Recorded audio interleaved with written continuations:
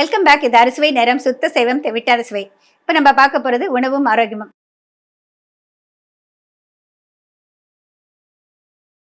இன்னைக்கு நான் கேட்குற கேள்விக்கு பதில் சொல்றதுக்காக எப்போதும் போல இங்கே நம்ம ஸ்டூடியோக்கு வந்திருக்காங்க கற்பகவல்லி நியூட்ரிஷனிஸ்ட். வணக்கம்மா. வணக்கம் மேம். எனக்கு வந்து ரொம்ப ரொம்ப ஒரு முக்கியமான கேள்விமா. ஓகே. ஏன்னா இது எனக்கே ரொம்ப நாளாக வந்து இருக்கிற டவுட்டு தான். ஏன்னா வந்து இப்போ பரிசோதனைகள் எல்லாம் மாறிக்கிட்டே வருது. ஒருத்தங்க வந்து ப்ரீ டயபெட்டிக், அதாவது அவங்க வந்து டயபெட்டிஸ் வர்ற ஒரு பார்டர் லைனில் இருக்கிறாங்க அப்படிங்கிற வந்து தெரிஞ்சுக்கிறதுக்காக இப்போ நிறைய பரிசோதனைகள் எல்லாம் வந்துருச்சு இல்லைங்களா? முதல்லலாம் அந்த மாதிரி கிடையாது. அந்த ப்ரீ டயபெட்டிக் ஸ்டேஜ் அப்படின்னா அந்த எந்த அளவுக்கு அது இருந்தால் ப்ரீ டயபெட்டிக்னு சொல்லுவாங்க. எப்போ வந்து அவங்க மாத்திரை மருந்துகள் சாப்பிடணும், இல்லைன்னா வந்து அந்த ப்ரீ டயபெட்டிக் ஸ்டேஜில் இருந்தாங்கன்னாக்க டயபெட்டிஸ் வராமல் பாதுகாத்துக்கிறதுக்கு முடியுமா? அதாவது டயட் மூலமாகவே முடியுமா? அதுக்காக என்ன ப்ரிகாஷன்ஸ் எடுக்கணும்? நிச்சயமா பேசலாம் மேம். ஸோ ப்ரீ டயபெட்டிக் அப்படின்னா இப்போ இருக்கிற இதில் பிளட் டெஸ்ட்டில் வந்து HbA1c அப்படின்னு சொல்லுவாங்க. 3 மாதத்தோட ஆவரேஜ் பிளட் சுகர் லெவல் தான் அது.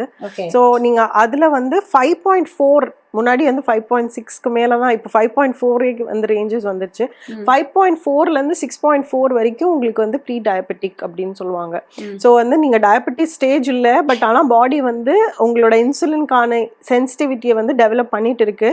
ஸோ கொஞ்சம் கேர்ஃபுல்லாக இருந்தீங்கன்னா டயபெட்டிஸ் அப்படிங்கிற ஒரு கண்டிஷனுக்கு போகாமல் நீங்கள் உங்களை பார்த்துக்கலாம் அப்படிங்கிற ஒரு அலாம் மாதிரி பாடி கொடுக்குறதுன்னு வேணா வச்சுக்கலாம். ஸோ அந்த ஸ்டேஜுக்கு வந்துட்டா கம்பல்சரியாக மெடிக்கேஷன் அப்படின்னு எந்த டாக்டர்ஸுமே போடுறது இல்லை எந்த கிளைண்ட்ஸையுமே. ஸோ முடிஞ்ச அளவுக்குன்னு சொல்கிறத விட 100% நீங்கள் வந்து லைஃப் ஸ்டைல் அப்படிங்கிறதுலேயே வந்து இதை வந்து ரிவர்ஸ் பண்ணிடலாம். ப்ரீ டயபெட்டிக்காக வந்துருச்சு அப்படின்னா அது கண்டிப்பாக அவங்க டயபெட்டிஸில் போயிடுவாங்க அப்படின்றது கண்டிப்பாக கிடையாது.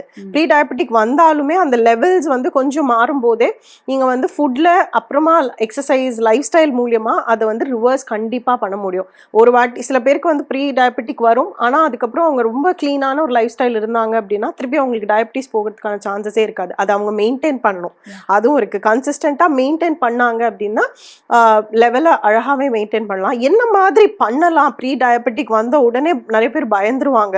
ஸோ நான் என்ன பண்ணணும், மெடிக்கேஷன் எடுத்துக்கணுமா அப்படின்னு. ஒரு 7 ரேஞ்ச் வரைக்கும் HbA1c வந்து 7 போகிற வரைக்கும் நீங்கள் வந்து ஃபுட்லேயும் எக்ஸசைஸ் மூலியமாகவே முடிஞ்ச அளவுக்கு ட்ரை பண்ணலாம். பட் ஆனாலுமே நாங்கள் இங்கே சொல்கிறதுனால இல்லாமல் ஒரு டாக்டர் கிட்டக்க கன்சல்ட் பண்ணிக்கோங்க. அதுக்கப்புறமா நீங்கள் அதை எடுத்துக்கிறது அட்வைஸ் பண்ணுவோம். அண்ட் ப்ரொஃபஷனல் அட்வைஸ் கண்டிப்பாக எதுக்குமே தேவை. நீங்களா உங்களோட பிளட் ரிப்போர்ட்டை பார்த்து டிசிஷன் எடுக்க வேண்டாம். ஸோ 7 வரைக்கும் ஈஸியாக மேனேஜ் பண்ணலாம் மேம். ஸோ எப்படி பண்ணலாம் அப்படின்னா ஈஸியாக புரிஞ்சுக்கிறதுக்கு ஒரு 5 டிப்ஸ் வேணால் சொல்லலாம். ஃபஸ்ட்டு எடுத்த உடனே சுகர் லெவல், அவங்க சாப்பிட்ற சுகர் கண்டென்ட்.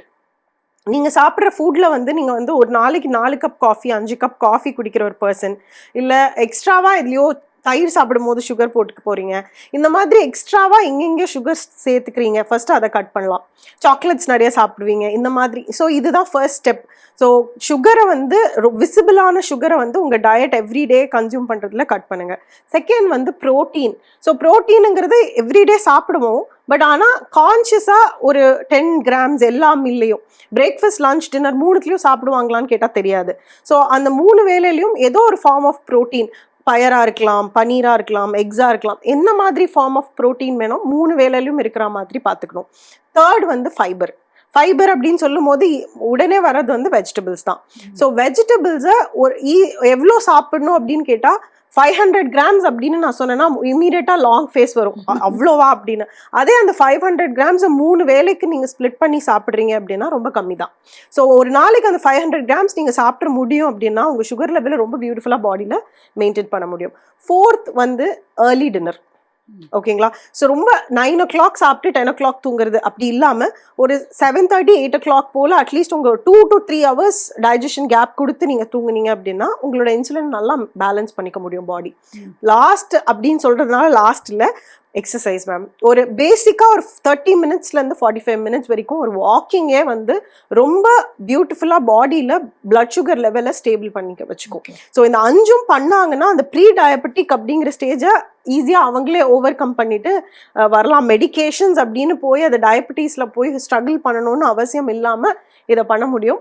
பட் கண்டிப்பாக ப்ரொஃபஷனல் அட்வைஸ் எடுத்துக்கிட்டு பண்ணுங்க. அதாவது இவங்க சொல்கிற பாயிண்ட்ஸ் எல்லாம் பார்த்தீங்கன்னா ரொம்ப சுலபமாக யார் வேணால் பண்ணிடலாங்க. நம்மளுக்கு வந்து ஒரு மைண்டில் ஒரு மைண்ட் செட் வச்சுக்கணும். நம்மளுக்கு வந்து இதெல்லாம் பண்ணினாக்க நம்மளால் வந்து சக்கரை வியாதி வராம தடுத்து கொள்ள முடியும் அப்படிங்கிற ஒரு கான்ஃபிடன்ஸ் கொடுக்குது அவங்க கொடுக்குற பேச்சு. இந்த அளவுக்கு வந்து எக்ஸ்பிளைன் பண்ணதுக்கு ரொம்ப ரொம்ப நன்றி கற்பகவல்லி. மீண்டும் நெக்ஸ்ட் வீக்ல வந்து இன்னும் நிறைய விஷயங்கள் பேசலாம். நிச்சயமா மேம். தேங்க்யூ. தேங்க்யூமா. மீண்டும் அடுத்த வாரம் சந்திக்கும் வரை விடைபெறுவது உங்கள் மல்லிகா பத்ரிநாத். வணக்கம்.